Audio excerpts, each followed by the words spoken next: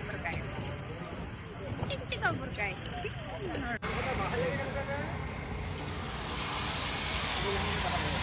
నేను చేసిన గరాజ్ ఇవన్నీ మంటలో పెడతారంట. ఈ రోజు మన కోనసీమలో ఎంతో ఫేమస్ అయిన గరాజీలు ఎలా తయారు చేస్తారో చూడ్డానికి వెళ్తున్నాము. ఇప్పుడు మేము మామిడి కుదూరు అనే ఊరికి వెళ్తున్నాము. అక్కడ గరాజీలు ఎలా తయారు చేస్తారు ఏంటి అని వాళ్ళని అడిగి అన్ని విషయాలు తెలుసుకుందాము. ఈ వీడియో మొత్తం స్కిప్ చేయకుండా చూడండి. మేమైతే మామిడి కుదురు బయలుదేరేసాము. చూస్తున్నారు కదా, ఇదే వైనతేయ గోదావరి. అమలాపురం నుంచి మామిడి కుదురు వెళ్ళాలంటే ఈ వైనతేయ గోదావరిని దాటుకొని వెళ్ళాలి. దారిలో వెళ్తుంటే ఈ కొబ్బరికాయలను గుట్టలుగా పోసి వలుస్తున్నారు. ఎలా వలుస్తున్నారో చూడ్డానికి లోపలికి వెళ్ళాము. ఇక్కడంతా కొబ్బరికాయలు వలుస్తున్నారు ఫాస్ట్ గా. కొబ్బరికాయ ఒలిచిన దానికి ఒక కాయకి ₹1 ఇస్తారంట. అలాగా ఒక్కొక్కరు 1000 నుంచి 1500 కొబ్బరికాయలు ఒలుస్తారంట ఒక్క రోజులో. 1000 కొబ్బరికాయలు ఒలవడం అనేది అంత ఈజీ కాదు. నేనైతే షాక్ అయ్యాను, ఎంత కష్టపడుతున్నారో వీళ్ళంతా. ఈ పెద్ద ఆయన అయితే మీరు కాయ ఒలవండి, నేను వీడియో తీసి యూట్యూబ్లో పెడతాను అని చెప్పాను. ఎంత మురిసిపోయారో. కాయ తీసుకొని టకటకా ఒలిచారు. నాకు భలే అనిపించింది ఆయన సంతోషాన్ని చూసి.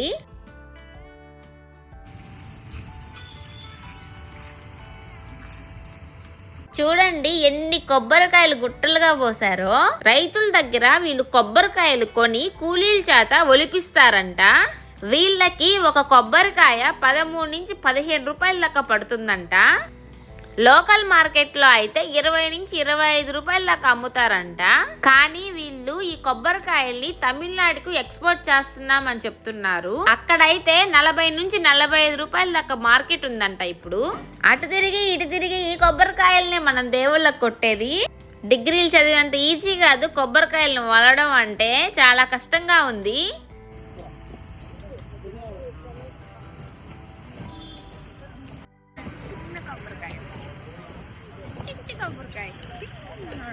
గుట్టగా పోసిన ఈ కొబ్బరికాయలన్నిటినీ అక్కడ కూర్చొని గ్రేడింగ్ చేస్తున్నారు. చిన్నవి, పెద్దవి, మీడియం సైజువి. సైజుని బట్టి మార్కెట్లో రేట్ ఉంటుంది. వీళ్ళైతే ఎంతో ప్రేమగా మాట్లాడారు నాతో. అన్ని వివరాలు చెప్పారు పనాపుకొని మరి. ఈ లారీలోనే కొబ్బరికాయలు తీసుకొని తమిళనాడుకి వెళ్తున్నారు. ఫైనల్గా మేమైతే మామిడి కుదురు వచ్చేసాము. ఇక్కడైతే వీళ్ళు చిన్న రేకుల షెడ్ వేసుకొని కాస్తాలు గరాజీలు తయారు చేసి అమ్ముతూ ఉన్నారు. నేనైతే గరాజీలు ఎలా తయారు చేస్తారో చూపిస్తారా అని అడిగాను. ఇప్పుడు కాస్తాలు తయారు చేస్తున్నాము, గరాజీలు చేయడానికి టైం పడుతుంది అని చెప్పింది. సరేలే, ఈ కాస్తాలు ఏవో కొత్తగా ఉన్నాయని వీడియో తీశాను, మీరు కూడా చూడండి. కాస్తాల కోసం పిండి కలుపుకునే దానికి ఈ మిషన్ యూస్ చేస్తారు. ఇందులో మైదా, చక్కెర, డాల్డా, ఈస్ట్ వేస్తే అది ముద్దలాగా కలిపిస్తుంది. ఆ పెద్ద ముద్దను తీసుకొని చిన్న చిన్న ఉండల్లాగా కట్ చేసుకుంటారు. ఈ కట్ చేసిన ముద్దల్ని ట్రేలోకి తీసుకొని ఒక 2-3 గంటలు అలాగే ఉంచుతారు. అలా ఉంచడం వల్ల ఫర్మెంటేషన్ జరుగుతుంది. ఇప్పుడు ఆ ట్రేలను తీసుకొని వచ్చి ముందుగానే వేడి చేసిన పొయ్యిలో పెడతారు. ఆ పొయ్యిలో ఉన్న వేడికి పిండి కాస్త గట్టిపడి కాస్తాలాగా మారుతుంది. చూస్తున్నారు కదా, ఇవే కాస్తాలు. కాస్తాలంటే ఏవో కాదండి, రోజు మనం తినే రస్కులే.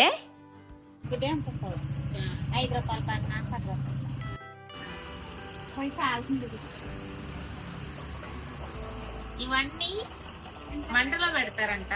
పెట్టిన తర్వాత పైకి వచ్చేస్తుందంట బండంతా. ఇవి పొయ్యిలోకి వెళ్ళాక ఇలా అవుతాయంట. మీరే చేస్తారా మళ్ళీ? వీటిని మళ్ళీ పొయ్యిలో పెట్టాక ఇలా గట్టి పడతాయి. వీటిని ప్యాక్ చేసేసి అమ్మేస్తారు. రస్కుల్ టైపు కాస్తాలు పాలల్లో, టీలో తింటారు. Packet 20 rupees. ఫస్ట్ అంతా ఈ పొయ్యిలో మంట పెట్టి అలా హీట్ చేస్తారు. బాగా హీట్ అయ్యాక ఆ నిప్పుల సగన కాస్తాలను అలా పేరుస్తారు. అలా పేర్చిన తర్వాత 1 అవర్ అయ్యాక అవి రసగుల్లాగా తయారవుతాయి.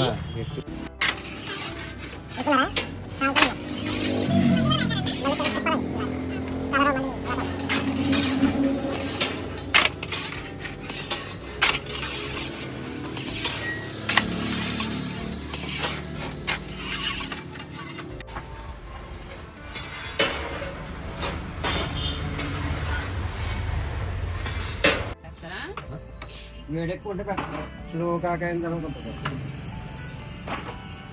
వేడెక్కువ మాడిపోతాయి. ఈ కాస్తాలు మామూలు రస్కులు ఉన్నట్టే ఉన్నాయి. చూస్తున్నారు కదా, ఇవే గరాజీలు. వీళ్ళు ఇక్కడ టైం పడుతుంది అన్నారు.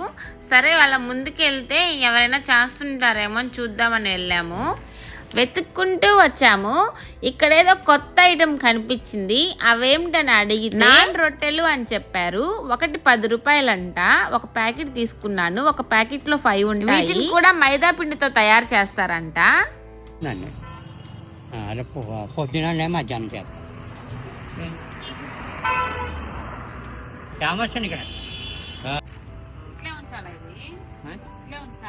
అలా కాలం తీసినప్పుడు తినొచ్చండి. 5 రొట్టెలు ఉంటాయని. ఇంకక్కడ నాన్ రొట్టెలు తీసుకొని బయలుదేరాము. కొంచెం ముందుకొస్తే అక్కడ గరాజీలు చేసే షాప్ ఒకటి కనిపించింది. ఆ షాప్లోకి వెళ్ళాము. అన్న గరాజీలు ఎలా తయారు చేస్తారో చెప్తారా అని అడిగాము. నేనైతే వీడియోలోకి రాను, ప్రాసెస్ అయితే చెప్తానన్నారు. ఈ గరాజీలు తయారు చేయడానికి బియ్యాన్ని 6 నుంచి 7 గంటలు నానబెట్టిన బియ్యాన్ని మెత్తగా దంచుకోవాలి. ఎంత మెత్తగా అంటే క్లాత్లో పిండి దిగిపోవాలి, అంత మెత్తగా చేసుకోవాలి పిండిని. ఈయనైతే పిండిని మిక్సీకి వేస్తే రాదన్నారు. ఖచ్చితంగా దంచుకుంటేనే గరాజీలు వస్తాయన్నారు. దంచిన పిండిని తీసుకొని ఒక దబరికి పలచాటి క్లాత్ కట్టి మెత్తటి పిండి దిగేలాగా చూసుకోవాలి. ఈ మెత్తటి పిండిలో చక్కెర పాకం యాడ్ చేసుకోవాలి తీపి కోసం. ఇలా చక్కెర పాకం యాడ్ చేసిన పిండితోనే గరాజీలు వేస్తారు. ఎందుకన్నా వీటిని ఇంత ఇష్టపడుతున్నారు అని అడిగాను. జనాలు కొత్తవి ఇష్టపడతారు కదా, అందుకే కొత్త వంటకాలు చేసి జనాలకు పరిచయం చేశాము అంటున్నారు ఈయన. ఇది గరాజీ. నేనైతే గరాజీలు వేసేసాను చూడండి. గరాజీలు వేయడానికి ఒకటే వాడతారు ఈ గంటె.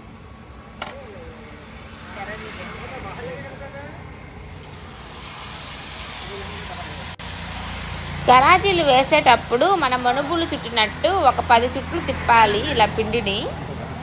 మనుబులు అంటే ఏంటో కాదు, చక్రాలు, కారాలు, జంతికలు అంటారు కదా, వాటిని నెల్లూరులో మనుబులు అంటాము. గరాజీలనే పిచ్చిగుళ్ళు అని కూడా అంటారు ఇక్కడ.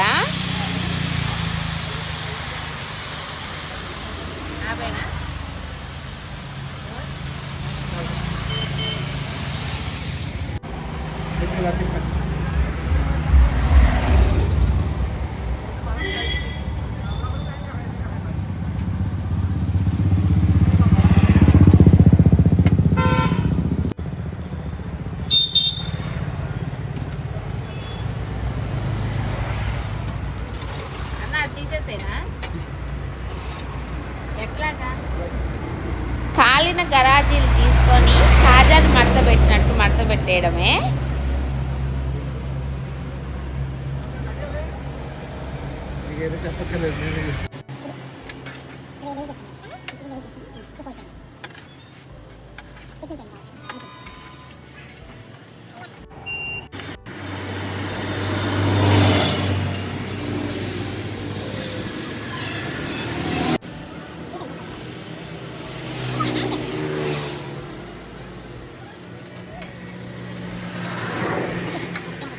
నేను చేసిన గరాజ్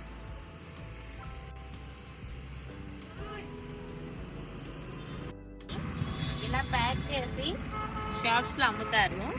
11 ఉంటాయి. 11 ఉంటాయి ఇందులో. ఒక ప్యాకెట్ 120 రూపీస్.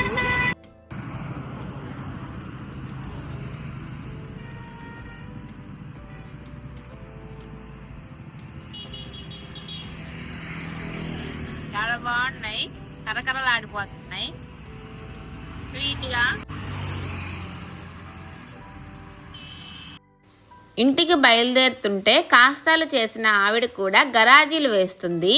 ఈమె ఎలా చేస్తుందో చూద్దామని వచ్చాము. ఈవిడ కూడా అన్న చేసిన ప్రాసెస్సే చెప్పింది.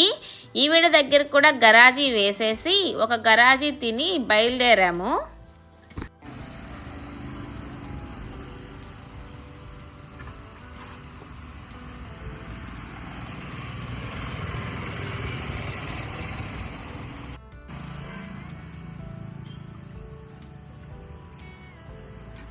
గరాజీలు అయితే తీయగా క్రిస్పీగా చాలా బాగున్నాయి.